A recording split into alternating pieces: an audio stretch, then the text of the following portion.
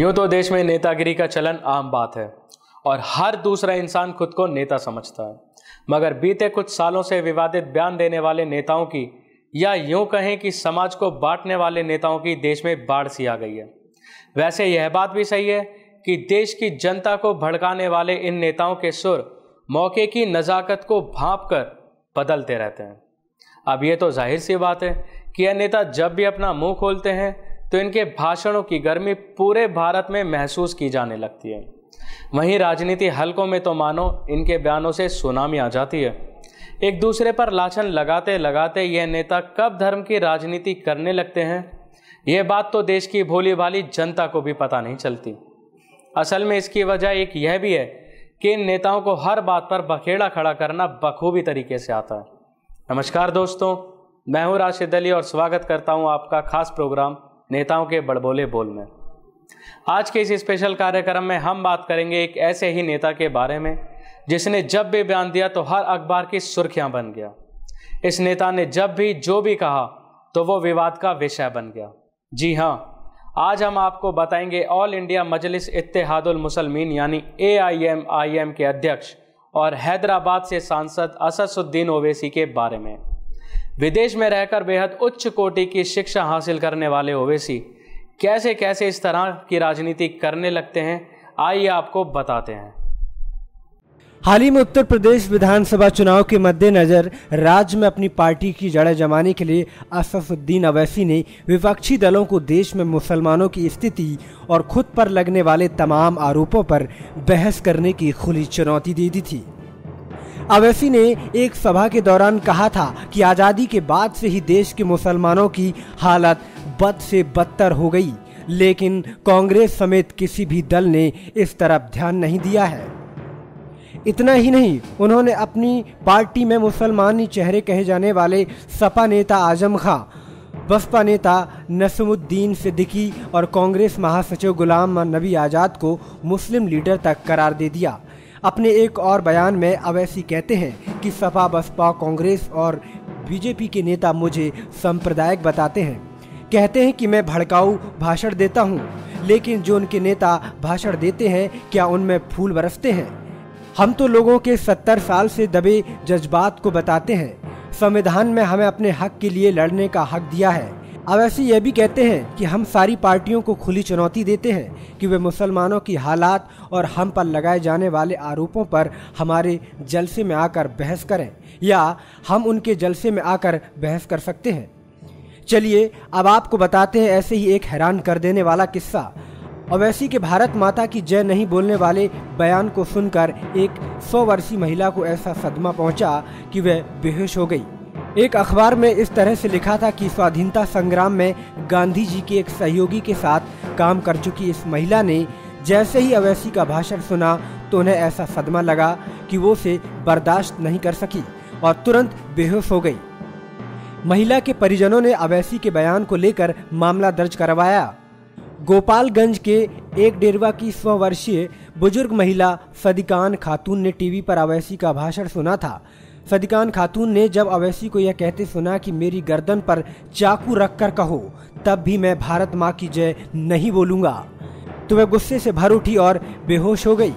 होश आने पर उन्होंने अपनी पीड़ा परिजनों को बताई। सदिकन अपनी उम्र करीब 100 साल बताती है। वह स्वतंत्रता आंदोलन में गांधी जी के सहयोगी के साथ काम कर चुकी हैं। उनका कहना है कि जिन हालातों में हिंदुस्तान को आज़ादी मिली है, ऐसे में आज़ाद भारत में हर किसी को भारत माता की जय बोलना ही चाहिए। अगर कोई ऐसा नहीं कहता है तो उसे सलाखों के पीछे डाल देना चाहिए। हम जानते हैं कि आप ओवैसी के इन बयानों को सुनकर सन्न रह गए होंगे, क्योंकि उनके जैसे पढ़े लिखे नेता के मुंह से इस तरह की अनाप शनाप बयानबाजी जरा भी अच्छी नहीं लगती। मगर देखिए, वो जब भी बोलते हैं तो कुछ ऐसा बोल देते हैं कि उसके ऊपर विवाद होना तो तय हो जाता है। हालांकि ओवैसी बार बार अपने बयानों में मुल्क की तरक्की और मुस्लिमों के विकास की बात करते हैं, मगर बावजूद इसके उन्हें अपने कड़वे बयानों के कारण विवादों का सामना करना ही पड़ता है।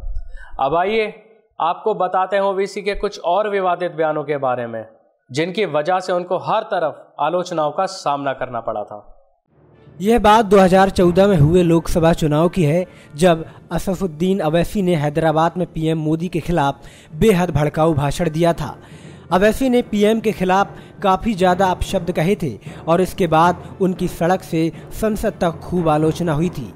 यही नहीं, यकूब मेमन की फांसी को लेकर भी अवैसी बंधुओं ने काफ़ी विरोध जताया था। अवैसी ने यह कहकर बवाल खड़ा कर दिया था कि यकूब को मुस्लिम समुदाय का होने की वजह से फांसी पर चढ़ाया जा रहा है। वैसे विवादों को जन्म देने में उनके भाई अकबरुद्दीन भी कुछ कम नहीं है। 2011 में अकबरुद्दीन ने यह कहकर सनसनी मचा दी थी कि अगर पूर्व प्रधानमंत्री पीवी नरसिंह राव अपने आप नहीं मरे होते तो वो उनके हाथों मारे जाते।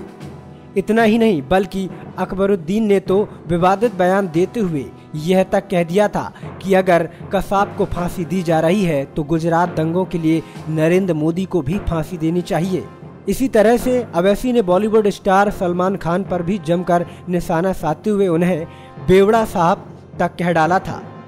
इतना ही नहीं, बल्कि एक बार उन्होंने विधानसभा सीट के लिए हुए उपचुनाव में एक सभा को संबोधित करते हुए सलमान खान को हिट एंड रन मामले में खूब जमकर लताड़ लगाई थी। बॉलीवुड के दबंग स्टार कहे जाने वाले सलमान को अवैसी ने बेहद गैर जिम्मेदार इंसान करार दिया था। हर बात पर अपना एक अलग ही पक्ष रखने वाले अवैसी ने महाराष्ट्र में जब गौमांस पर प्रतिबंध लगाया था तो उनके बाद उन्होंने शराब पर भी पाबंदी लगाए जाने की वकालत की थी। वैसे अगर सांसद अवैसी की निजी जिंदगी की बात करें तो उनका जन्म 13 मई 1959 को हैदराबाद में हुआ था। आंध्र प्रदेश के निजाम कॉलेज के स्नातक करने वाले अवैसी ने लंदन से वकालत की डिग्री हासिल की है।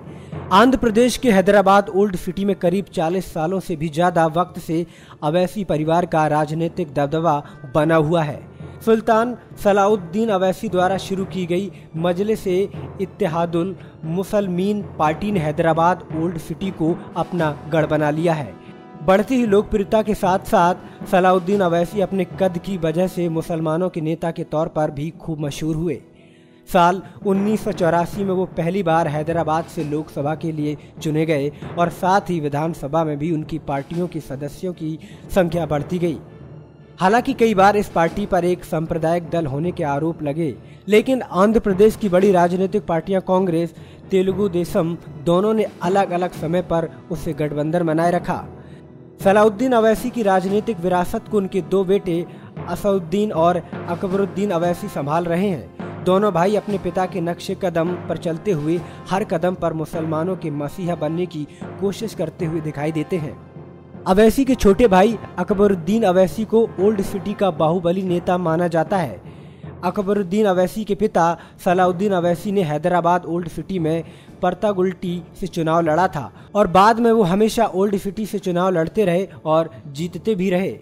खैर, अवैसी की राजनीतिक शैली बेहद आक्रामक है और यही खूबी उन्हें दूसरे अल्पसंख्यक नेताओं से काफ़ी अलग खड़ा कर देती है। सियासी जानकार कहते हैं कि उनकी ताकत मुद्दों पर पकड़ रखना है, क्योंकि वो अपनी बातों को बेहद स्पष्ट और तर्कपूर्ण तरीके से रखते हैं। इसी कारण सियासत में माहिर लोग उन्हें आजम खान और अबू आजमी जैसे मुसलमान नेताओं की कतार में खड़ा नहीं करते हैं। बात चाहे संसद में बोलने की हो या फिर किसी भी मुद्दे पर किसी टीवी शो में दूसरे नेताओं से बहस करना हो, ओवैसी अपने तीखे सवालों से कई बार सामने वाले नेताओं की बोलती तक बंद कर देते हैं। इतना ही नहीं, ओवैसी सोशल मीडिया पर भी खासे एक्टिव नजर आते हैं। एक वक्त पर भी न्यूक्लियर डील के समय ओवैसी ने दूसरे मुस्लिम नेताओं की सोच से एकदम विपरीत जाते हुए अमेरिका से हो रही इस डील का समर्थन किया था। यही नहीं, बल्कि पीएम मोदी की अपील पर उन्होंने एलपीजी गैस सब्सिडी भी छोड़ दी थी और इसकी फोटो उन्होंने सोशल मीडिया पर शेयर की थी।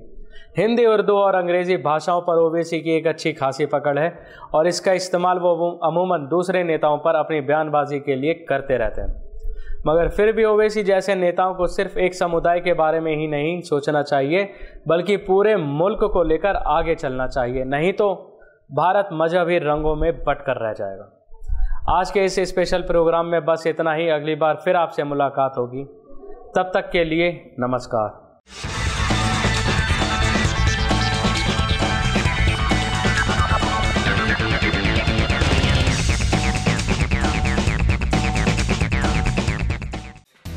Subscribe now to receive new updates, reviews and news.